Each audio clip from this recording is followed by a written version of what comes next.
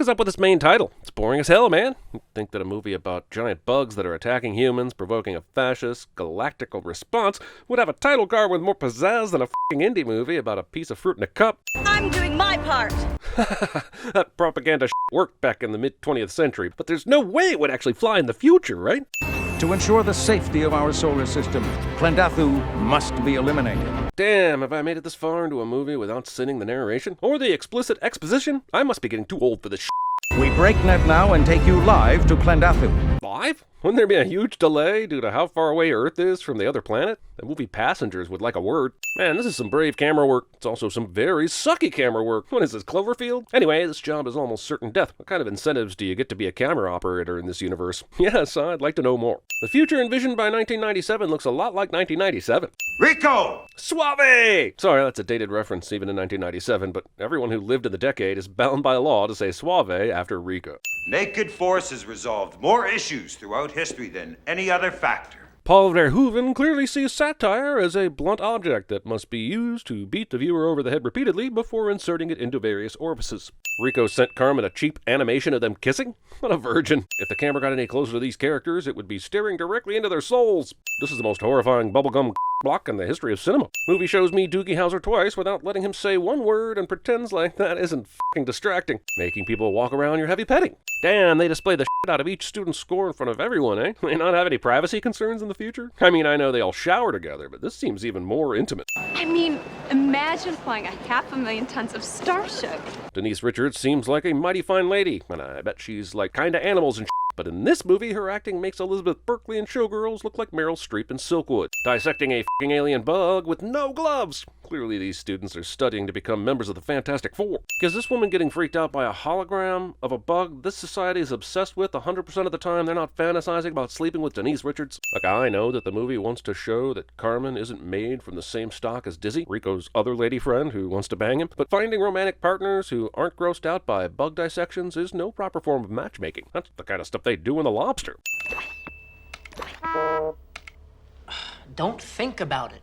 Just go on instinct. I'd say he didn't think about it at all. The King of Hearts was turned over and he immediately picked the three of clubs. In a second, the movie really is going to waste time on Rico thinking about his answer, and Neil Pat Dick Harris doesn't say one word about it. This guy is in a full dive when he's about to tackle Rico, but after a cut or two, he's standing on the ground making another jump. I haven't seen football this ridiculous since soccer. This sport uses a field that's so small that if the camera were to pull back from it a bit, you'd see two young brothers playing electric football, unaware the players are real and that they're on the fast track to committing xenocide. Wait, these assholes are sponsored by Adidas? A high school team? And they have the exact same logo they had in 1996? In-game flirting. That should be a 15-yard penalty, a possible ejection. So what are you doing after the game?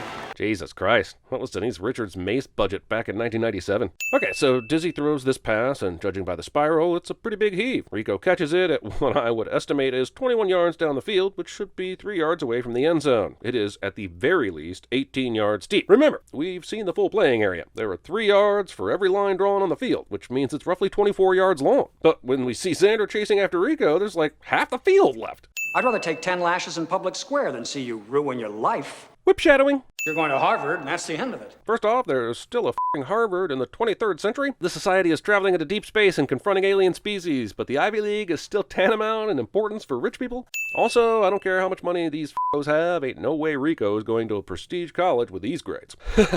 I mean, it's not like you can buy your way into those schools. Ha ha ha ha ha. Hey, Rico, you want to dance? Dizzy's tumescent lady boner for Rico really becomes a main plot point in this movie, despite having no discernible impact on the overall story. Jeez, NPH wasn't this slimy as Barney on How I Met Your Mother, or as himself in Gone Girl. These supporting singers are so disinterested in this performance that they may as well be backing up 98 Degrees. Hey, break it up, you two. There's a place for that sort of thing. Like the high school hallway after third period? My father's not home tonight. But my mom is, so I'm hoping you're down for something a little freakier than our typical run to third base. Look, this walking threesome is great, but it's a Matt Dillon and Nev Campbell short of a Wild Things. Let's make a vow. Vows! Also, this whole thing is super sudden. Like, just last night they were at their high school prom, and Carmen has a fest with Johnny all night, and they're all bright-eyed and bushy-tailed for the sign-up process the next morning. They've already taken their aptitude test, sworn in, and been assigned to their units, and it hasn't even been 24 hours. I'm gonna miss you. I'm gonna miss you too. You know, a big reason Rico wanted to sign up for this service was Carmen, but she's going off to a completely different training site, and she'll be in a completely different division after that. So what was his real motivation? Citizenship or boners? Movie ain't interested in explaining any of that. Federal studies are being conducted in your community. Would you like to know more? Whoever is navigating this website never wants to know more. Think this had to happen to me. What a bunch of apes. I'm wondering, has there ever been a firm, fair, and or pleasant drill instructor in cinematic history? Or are they all derivative of R. Lee Ermey from Full Metal Jacket? Good God, man! Does anybody join the Federal Service for non-horny reasons? And how the did they get into the same division, let alone the same platoon as him? They all just started, so it's not like she had any leverage to get transferred over here. Get in line like everyone else. Getting upset about people cutting the lunch line when they serve this Zim Luca Brazzi's ace's hand here, but how the hell does a flimsy-ass metal knife pierce into the other metal that's on this wall? Ah yes, the infamous co-ed shower scene, a spot on which many VHS tapes were nearly worn through. I have to say, though, this is the least sexy scene full of naked sexy people I have ever seen. And I've seen Caged Heat. Also, her eyes are up here, Johnny. The rules of co-ed showering should be the same as a nudist colony. You don't look at the other people's business. You just act like they're wearing clothes and Also, I get that this is the future and all, but why does that future involve co-ed showering? Nothing else is appreciably different aside from the bugs. The technology looks like a slightly souped-up version of the late 90s OS. The clothes are similar, and the school system is about the same. But somewhere between 1997 and 2200-something, someone important decided this sexist showering practice must end. Watching a video message in public without headphones. Seriously, I've seen roller coasters at Holiday World that look more likely to propel you into space. You know what bugs me about this movie? How much Denise Richards f***ing smiles in all her scenes. Like, I think Brie Larson watched this movie and decided to do the complete opposite for Captain Marvel, which was clearly the right call. How come you're in such a good mood, huh? Because today I get to fly that. A giant penis? Should I call you sir? Only when I give you an order. Wait, I'm a little unclear as to how all this works. Aren't they basically the same age? Didn't they graduate at the same time? How is he an advanced know-everything pilot and she's just now learning? Heard about this crazy girl coming through the academy. Solid math, a little wild on the stick. Yeah, I imagine the reputation of a crazy girl who's wild on the stick would be appealing to most guys. When it turned out to be you, I just made sure that we would run into each other. What the f*** is up with these cadets being able to transfer willy-nilly, depending on which way their hormones are dragging them? These assholes were in high school, like days ago, but they're orchestrating schemes within the military complex to go wherever they want. This is like a rookie minor leaguer convincing an MLB manager to be the starting pitcher in the World Series. Laser tag. This chuckle nuts deserves to get his balls tased with a cattle prod for loudly giving away their position right before they make their advance into enemy territory. You run a flip 6-3 hole play and you could score. Did anyone tell Dizzy that laser tag isn't the pseudo-football they were playing earlier? The flip 6-3 hole play didn't make sense even then. All he did was run down the field and somersault over a couple of people. This is like implementing a flea flicker in hockey. I couldn't have done it without you, Diz. Friends? Jesus, this asshole is asshole. He gets right up in the grill of the girl he knows wants to bone the f*** out of him and offers his friend request instead of talking to her like a normal human being. I think I'm gonna go career. Breaking up via DVD. Dude, if they do still have CDs or DVD-style discs this far into the future, you should know better than to put your fingerprints all over that shit. At this point in their training, why are they not learning how to kill bugs? That's exactly why they're here. It must be because I'm big and dumb. This guy's about to get shot in the head, but I want you to look at his face here, and then see what it looks like just before his head gets blown off. This is the most hilarious and terrifying thing I've ever seen. It's hilarifying. Acting! All of this is horrible, which is the point. This is a society that believes in public lashing. Is it going to make Rico a better soldier? No. Will this inform his decisions from now on? Not really. Does it make the movie any better? I guess it allows the viewer a peek into the sinister foundation upon which this world is built. But we got that from the Do You Want to Know More videos, so I'm not sure why we need this scene. Am I right? Okay, so Carmen changed the route mapped out by Xander, and the computer confirms it's the most optimal route. Great, but why can't the computer find the most optimal route on its own? Who needed a contest between Carmen and her Rico replacement? We're good together, Carmen. We're way ahead of the curve in every department. So they've been on this ship for 3 weeks, and on the first day, Carmen nearly ran the ship into the space station. We haven't seen them since. How are they ahead of the curve? Why should we care about this? Instead of watching Rico get whipped, maybe you could have spent more time developing this story if it matters so much. Number 4, contact fleet, tell them there's a loose asteroid headed their way. Communications are down, ma'am. They're gone. And I guess you can't chase after the asteroid and just blow it up. Oh, well. Planetary defense systems are better than ever, so I've been told. So I'm sure this asteroid won't cause any problems. We're lucky to be alive, ma'am. Luck didn't have anything to do with it. We have a hell of a flight team. Comms are down, the hull is breached. There may be a rogue attack by the bugs, but let's take a moment to suck these two over evading an asteroid that they should have seen coming a mile away if they weren't about to play some tonsil hockey. Oh my, what's that? Looks like rain. This time of year? Sure is dark. Sure was nice of the aliens to attack Rico's hometown just before he left the base. Goddamn bugs whacked us, John. Bug whacking. Buenos Aires has been wiped off the earth. I'm sure it's f***ing lovely down there, and I definitely want to visit someday, but why the hell did the bugs target Buenos Aires for the asteroid? Sure, we were in the future, and things may have changed a bit, but is New York not important anymore? London? Rio? Geneva? Moscow? Delhi? Tokyo? Also, for an emergency announcement about an ongoing disaster, this sucker is really well edited. Major, I know it was wrong. I didn't learn from one mistake and I made another, sir. Yes, I think most people would be properly motivated after seeing their hometown get destroyed, but that's why learning his lessons seems so hollow. This guy's got nowhere to go, so he has no choice but to try to get back into the federal service. It would have been interesting to see if any other Earth city got destroyed, if he'd want to make the same sacrifice. Man, Sony was obsessed with stomping on cockroaches in 1997. They had Men in Black earlier in the summer, and Will Smith was doing the same thing. You look great in the uniform. You look pretty good yourself. Man, you could cut the sexual chemistry between these two with a jackhammer, am I right? Mobile infantry and fleet don't mix. That fight wasn't necessarily a mobile infantry versus fleet fight, but a swinging suitor fight over Denise Richards. Anyway, this is the ***iest remake of Project A I've ever seen. So wait, after fighting with a pilot who's stealing your ex-girlfriend, you get a death from above tattoo? Isn't that what the pilots would get, and not what people who fight on the ground get? It takes this movie nearly an hour to start properly Starship Trooping. Bug batteries. According to military intelligence, it'll be random in light. So there's some sort of phantasmagoric plasma spewing out of the f***ing planet. We're just gonna ignore that for the first part of this mission, even though it's right in front of your eyes. Remember your training! And you will make it back alive! No, you won't. You didn't train to kill one bug during boot camp. I didn't see so much as a simulation of the enemy they're about to face.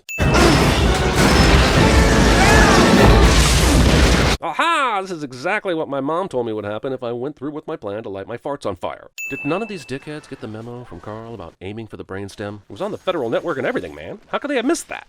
Ace, what are we doing? Just a minute ago, you fired nukes at those missile-defecating bugs. Do you not have any more of those? You want some? Here's some! Gotta love this dude's enthusiasm, but Jesus Christ, this happens in every war movie. God gets all hot-blooded for a murder rampage and goes rogue, ending with his violent death. Can we just skip to the part where the movie started already? Last second assholing! For some reason, the movie tries to make us think that Rico is dead with nearly an hour left in the movie. You know it's going to be a somber message, since it's in black and white. And also, why are they even admitting the defeat and retreat? This is the propaganda channel, right? I thought they were trying to recruit kids, not inform them of a tragic loss of life that awaits them if they sign up. Insects with intelligence? Have you ever met one? This is like how everything Tucker Carlson says sounds to me. Oh man, Carmen got one of those not serious but cool looking injuries during the invasion. I hope she's going to pull through. It's strange, there's almost no wounded at all. Bugs don't take prisoners. Whether or not the bugs take prisoners is irrelevant to how many wounded show up on a casualty board. They could have simply taken prisoners and you don't know their health status. Kind of amazing we've seen so many people without arms and legs in this movie, when they have ways of healing nearly everything. They gave Rube from Major League 2 this whatever it is for his broken arm earlier. Skills in action! Laughing while actively intubated with a breathing apparatus. Damn, it's too bad you can't masturbate while immersed in formaldehyde. This is what makes that earlier offensive even more offensive. They had the entire fleet out there ready to strike the bug planet, but they send in the ground troops instead of bombing their asses beforehand. This is supposed to be the future, where we've learned from many previous wars, right? This episode of You Can't Do That on Television is much grittier than I remembered. The Roughnecks survived this. I don't care if Nukem was a little hyperbole. That was a massive explosion, and their asses should be dead as f***ing disco right now. You got a bug problem, man? And that healing liquid Rico was bathing in gave him a sense of humor as well. I mean, it's a dad joke level sense of humor, but it's clearly his first joke in the movie. Beatlemania. Rico is able to keep his balance on this bug for 19 seconds. And unless there's something particularly different about physics on this planet, and there isn't, that's some bullshit. Where'd you learn how to do that, soldier? Back in school, sir. Don't you remember? I was captain of the team. Captain of climbing on things and shooting grenade-sized holes in them? What does your goddamn football experience have to do with what you just did? And I know this could be some sort of satirical statement, but I'm sending it anyway. I need a squad leader. Yo, I know this is war and but aren't these field promotions made with a little more thought and consideration? Michael Iron Fist made Rico corporal 2 seconds after he killed the big bug, and Rico immediately promotes one of his friends? I guess it might work that way in the military, but it shouldn't. And he tries to promote this asshole after he totally the bed at the Battle of Monmouth. In the box full of entertainment, someone included a violin. No offense to the violin, but just because someone creates a neon green version of it doesn't make it a 2 Live Crew CD. Never pass up a good thing. So the lieutenant heard that whole conversation and is now trying to guide Rico's into Dizzy? Seems like he takes the chain of command very seriously. Also, is he really encouraging this relationship with a lower rank man? HR in the future sucks ass as much as in the present. Dear God, she's been horned up for this moment for so long. I hope she doesn't prematurely ejaculate all over Rico in a few seconds. Nipple sucking. I mean, seriously, that's her first move? God damn it, Paul Verhoeven. You only get one chance to make Basic Instinct. I'm not going to let you make a second now. Also, here on set, they called this sex scene the Casper Van Dien Meyer. Who's that with you? Florence, sir. Make it 20 minutes. Damn, this dude is so invested in Johnny getting his nut on that he's going to delay the entire company's response to the distress call, which is incredibly irresponsible. Geez, someone really humped the bunk. Humping the bunk. Lieutenant, I think you're gonna want to see this. You better come and take a look at this cliche. They sucked his brains out. Oh, this is the satire part, right? I gotta be honest, I am terrible at identifying satire. They get in your mind. They make you do things. Movie introduces the concept of aliens getting into people's minds and making them do things, and we never get to see it happen. Inside the outpost? That's crazy. Well, I hope you have a crazy pilot. Out! Wah, wah. This premature celebration penalty is so bad that, honestly, I think she deserved to die. Damn, every woman Rico sleeps with looks for excuses not to be with him anymore. It's alright. Because I got to have you. Yeah, for like 20 minutes and for only one time. And Michael Ironside was watching, and Jake Busey was playing violin outside the tent, and Rico asked what a G-spot was during it. But I guess technically it counts. Why does Xander sweat so much? It's not like he was engaged in battle for a long time or anything. And everyone else is bone dry. And he was f***ing drenched during that game earlier. Hey, why does Diz get the fancy funeral? Well, there were a ton of other casualties during that battle. It's not a rank thing, since the lieutenant didn't get shit. Just for the record, I'm not watching Starship Troopers 2, The Search for Dizzy. I hear they need a new lieutenant. Want the job? Holy if Rico keeps being promoted this fast, by the end of the movie, he's going to be Jesus. Also, meanwhile, this guy gets passed over, and he was a f***ing loyal number 2 to Michael Ironside. I only have one rule. Everyone fights. No one quits. Plagiarism. You know, the last time they did this, the bug farts did the exact same thing to the big fleet ships, so why are they in this cluster of a position above the battle again? This movie simply cannot run out of hilariously disgusting ways for these to die. I don't know what's going to happen to these two, but I guarantee Xander will be sweating about it. Since when does the mobile infantry get updates on what's going on with the fleet? There are other ships being destroyed as well, but the only one they talk about is Carmen's ship so that Jake Busey can give Rico the news. Oh, so these escape pods are built to survive running into mountains and That's amazing. I don't even see one airbag deploy. Got command.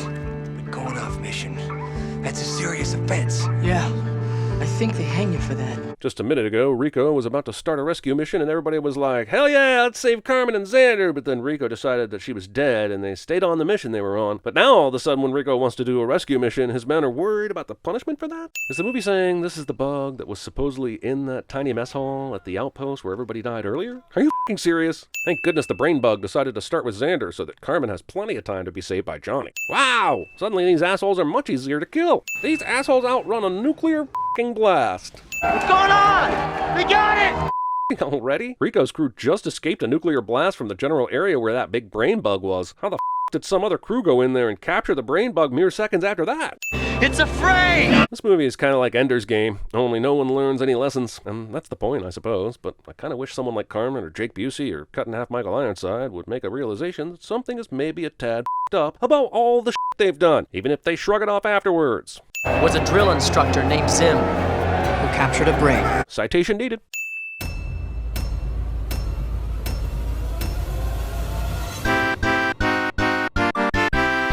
Here's Johnny! Johnny. Johnny Rico. Johnny. Hi, Johnny. I don't think that's gonna leave a lot of room for you and me, Johnny. Crew trainee John Rico is... Oh, Johnny. Pick it up, it's Johnny. Johnny? You're only proving one thing, Johnny. Goddamn bugs whacked us, Johnny. Oh, Johnny, that's us. Johnny Rico. Johnny. Xander, you remember Johnny? Johnny, wait. Hey, Johnny! I love you, Johnny. Johnny, I'm dying. Johnny, don't let me go. Johnny, I'm sorry it had to be your unit. Take care of yourself, Johnny. Johnny! Johnny! Johnny, is that you?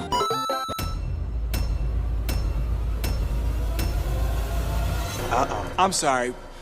Was that your auntie? If you've ever wanted to know what it's like to probe into the back end of CinemaSins and learn our deepest, darkest secrets, Behind the Sins podcast is just what you need. Each week, writers Aaron, that's me, Danae, That's me, and Jonathan, yep, discuss what it takes to create the content that you enjoy on YouTube. hopefully enjoy. They probably do. I mean, even if they don't, we talk about it. That's true. I guess I'll just wrap this up real quick and let you know that you can listen to Behind the Sins here on YouTube. Or search for the show in your favorite podcast player. Yep. Rico! You're causing a major disturbance on my time. I've been thinking about this, Mr. Han. If I'm here and you're here, doesn't that make it our time? 35%, ladies and gentlemen. Big numbers. I request the highest of fives. What's this one? It's a couple of wavy lines. Sorry, this isn't your lucky day. I know.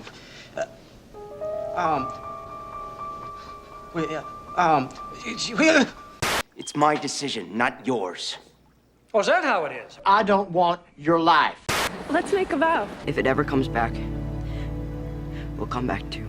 You eat when we say you eat. You shit when we say you shit. And you piss when we say you piss. WW. I mean, who you figure that is, huh? Woodrow Wilson?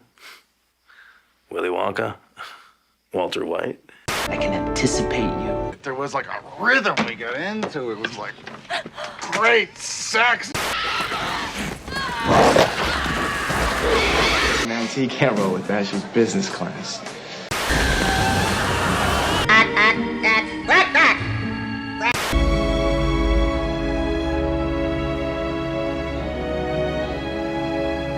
See this? This is my boomstick!